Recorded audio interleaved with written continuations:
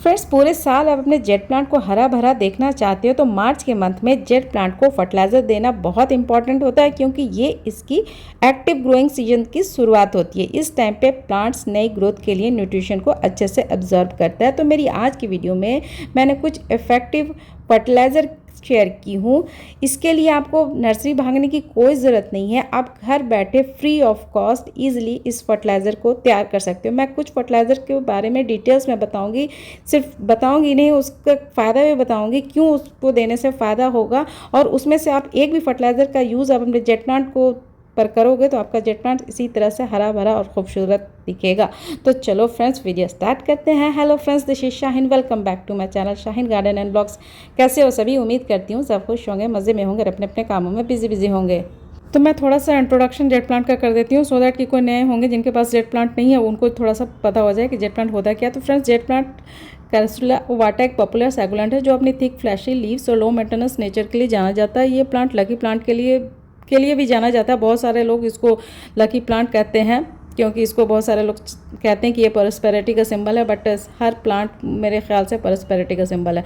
तो सबसे पहले जो मैं जिस खाद के बारे में, जिस फर्टिलाइज़र के बारे में वीडियो शेयर की हूँ उसके बारे में जान लेते हैं। तो फ्रेंड्स, यहाँ पर सबसे पहले जिस चीज़ का मैं यूज़ कर रही हूँ वो है coffee powder. Friends, coffee powder में बहुत ही ज़्यादा रिच अमाउंट में नाइट्रोजन होता है। नाइट्रोजन से पत्तियाँ हरी भरी रहती है और ओवरऑल ग्रोथ में भी काफ़ी हेल्पफुल रहता है। तो इसका यूज़ कैसे करें? जो मैंने खाली बॉटल दिखाया वो जो कॉफ़ी आता है वो थोड़ा महंगा होता है, और ये वाला जो कॉफ़ी है, ये कॉफ़ी बनते टाइम पे जब कॉफ़ी का प्रोसेस होता है तो ये रफ़ वाला जो चीज़ होता है वो चीज़ है, वो मुझे सस्ते में मिल गया था तो मैंने बहुत सारा ले लिया गया। हो सकता है कि आपको ये चीज़ नहीं मिले, तो फिर आप सस्ता वाला जो पाउच में आता है, 1 या 2 रुपया में आता है, वो वाला आप यूज़ कर लेना। तो इसको सबसे पहले इसको देना कैसे है? तो देना आप 2 तरीके से दे सकते हो। या तो आपके पास वर्मी कंपोज है तो वर्मी कंपोज के साथ मिला के देना, 1 चम्मच वर्मी, 1 चम्मच कॉफ़ी पाउडर, तो इस तरह से मिक्स करके देना। अगर वर्मी कंपोज नहीं है तो आप प्लेन कॉफ़ी पाउडर भी डालोगे तब भी आपका काम हो जाएगा। अगर है तो मिलाना, नहीं है तो आप प्लेन ही दे देना। तो फ्रेंड्स, ये जो नाइट्रोजन होता है, नाइट्रोजन से फोटोसिंथेसिस अच्छे से बनती है, जिससे पत्ते मोटे और हेल्दी बनते हैं। और इसके साथ ही साथ फ्रेंड्स, कॉफ़ी में आपने तो देखा ही होगा कि इसमें बहुत ही ज़्यादा स्ट्रॉन्ग स्मेल होता है। तो स्ट्रॉन्ग स्मेल से इंसेक्ट्स जैसे मीली बग और एफिड्स भी दूर भागते हैं। और इसके साथ ही साथ कॉफ़ी पाउडर सॉइल को थोड़ा एसिडिक बनाती है, जो सैकुलेंट प्लांट के लिए काफ़ी बेनिफिशियल होता है। फ्रेंड्स, जेट प्लांट को स्लाइटली एसिडिक सॉइल पसंद होता है, तो इसके बहुत सारे गुण हैं। तो आप ज़रूर से जेट प्लांट पे कॉफ़ी पाउडर का यूज़ करना। तो चलो अब दूसरी चीज़ देखते हैं, जेट प्लांट के लिए क्यों फ़ायदेमंद है और इसको किस तरह से यूज़ करना। तो फ्रेंड्स, ये है चॉक। जेट प्लांट पर चॉक का यूज़ करने से प्लांट को कई तरह से फ़ायदा होता है, क्योंकि चॉक में कैल्शियम कार्बोनेट होता है जो सॉइल को पीएच को बैलेंस करता है और प्लांट के ओवरऑल ग्रोथ में भी बहुत हेल्प करता है। तो इसका यूज़ आप बेधड़ल्ले से करो, और ये बहुत ही सस्ते में आता है। 10 रुपये का एक आता है और एक पैकेट में बहुत सारा रहता है। तो ये बहुत ही ईजी है। बहुत सारे लोग करते क्या है कि ये जो चॉक लेते हैं, चॉक को डायरेक्ट मिट्टी में इंसर्ट कर देते हैं। देखो, ये इतना बड़ा चॉक है, ये चॉक आपका काफ़ी प्लांट में चल जाएगा, इजीली चल जाएगा। बट इस तरह से देने से क्या होता है, मैं भी पहले ऐसे ही करती थी, चॉक ली और लेके मट्टी में इंसर्ट कर दी।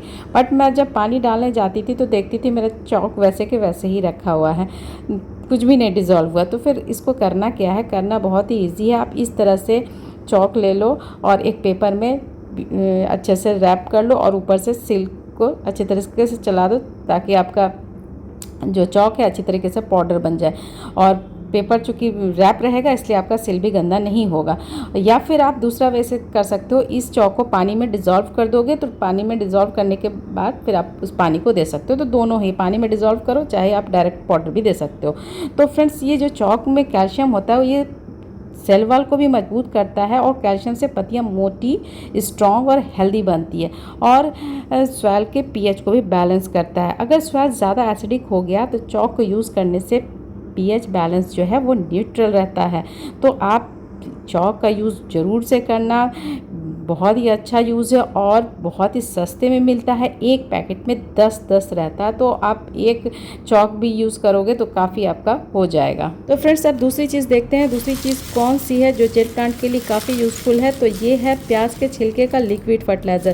फ्रेंड्स प्याज के छिलके का लिक्विड फर्टिलाइज़र का यूज़ करना काफ़ी फ़ायदेमंद होता है जेट प्लांट के लिए, क्योंकि प्याज के छिलके में पोटाशियम, कैल्शियम, मैग्नीशियम और एंटीऑक्सीडेंट जैसे इंपॉर्टेंट न्यूट्रिएंट्स होते हैं जो प्लांट्स के ओवरऑल ग्रोथ के लिए काफ़ी बेनिफिशियल होते हैं। तो इसका यूज़ आप बहुत ही ईजी वे में कर सकते हो। इसका कुछ नहीं, आप छिलका ले लेना, जो आप छिलका देख रहे हो इस तरह से आप छिलका ले लेना और अच्छी तरीके से, और आप इसको पानी में सोक करके 24 आवर या 48 आवर्स, मैं तो 48 आवर्स रखती हूँ। आप 24 आवर, वैसे मैं कहूँगी कि 48 आवर्स ही रखना चाहिए। अगर नहीं रख सकते कोई नहीं, आप 24 आवर्स ही रखना, ठीक है।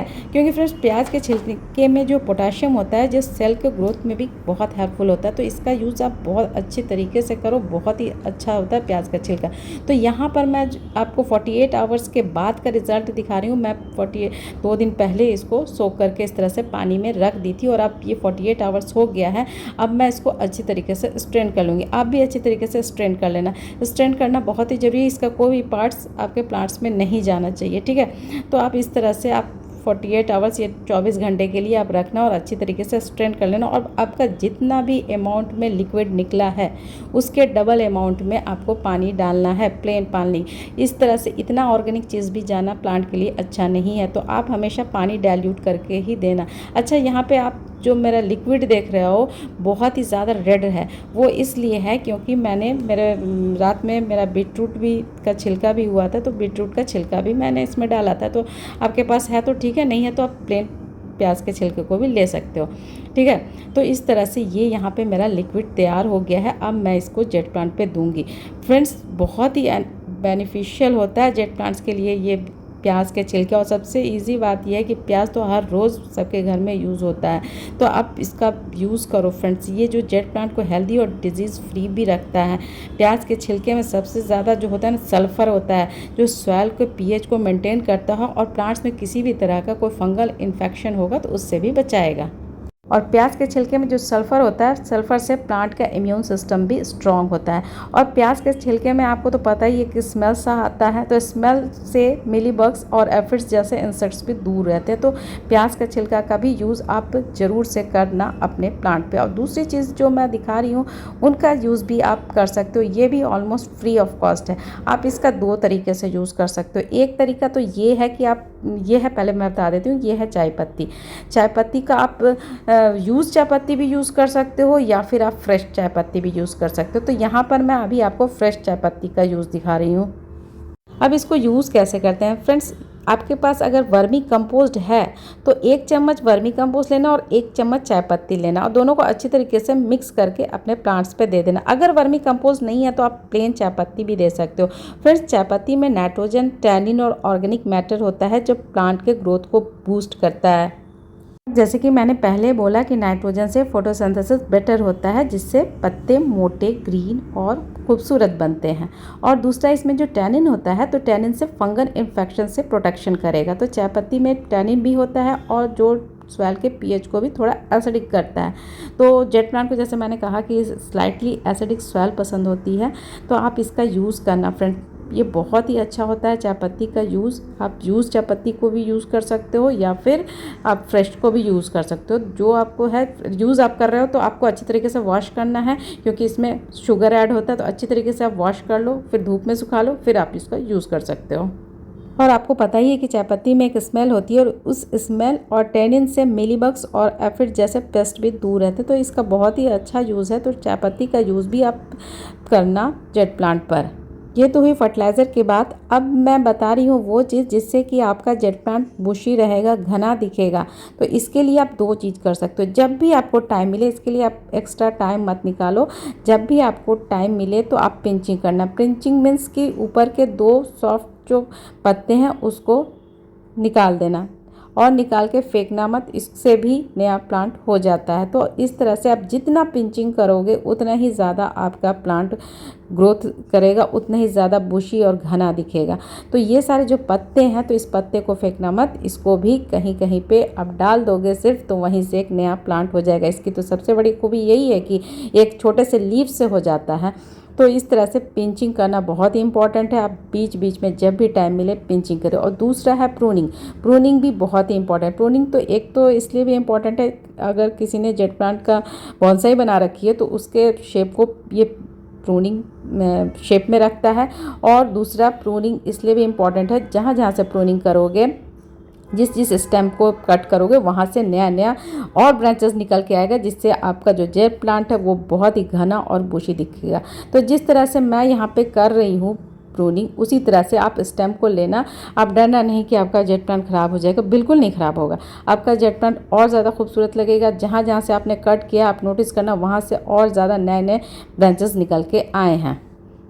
तो यहाँ पर मैं थोड़ी सी केयर भी बता दूँ जेट प्लांट को। तो जेट प्लांट का सबसे पहले लोकेशन मैटर करता है कि इसको आपने रखा कहाँ है। तो इसको पूरी धूप में रखो, जितना धूप में रखोगे उतना ही जेट प्लांट चमकदार रहेगा, खूबसूरत रहेगा, हेल्दी रहेगा। दूसरी बात है इसकी वाटरिंग इसको कम ज़रूरत होता है, क्योंकि इसके लीफ में ऑलरेडी पानी स्टोर रहता है। कम ज़रूरत है, कम मीन्स कि ये भी नहीं कि एकदम से नहीं डालना है। आप ऊपर का लेयर चेक कर लो, ऊपर का लेयर ड्राई सा हो तो आप पानी दे देना। एकदम अंडर वाटरिंग भी कर दोगे तो फिर आपका जेट प्लांट का लीफ एकदम सूखा सूखा सा दिखेगा और एकदम डल सा दिखेगा। तो अंडर वाटरिंग भी नहीं करना है, ओवर वाटरिंग तो बिल्कुल भी नहीं करना है, क्योंकि जेट प्लांट एक सैकुलेंट प्लांट होता है, इसके लीफ में ऑलरेडी पानी स्टोर रहता है। ठीक है, ये हुआ लोकेशन और वाटरिंग की बात। और अब गमले की बात करूँ तो जेट प्लांट को छोटे गमले में ही रहना ज़्यादा पसंद है। तो जेट प्लांट के लिए हमेशा छोटा गमला ही यूज़ करें, बड़े गमले का यूज़ नहीं करें। और अब मैं यहाँ पे एक और बात साथ साथ बता दे रही हूँ, वो बहुत ही इम्पॉर्टेंट है। चाय पत्ती और कॉफ़ी पाउडर का यूज़ भी ज़्यादा नहीं करना। सॉइल ज़्यादा एसिडिक हो सकती है, जो जेट प्लांट के लिए हार्मफुल हो जाएगा।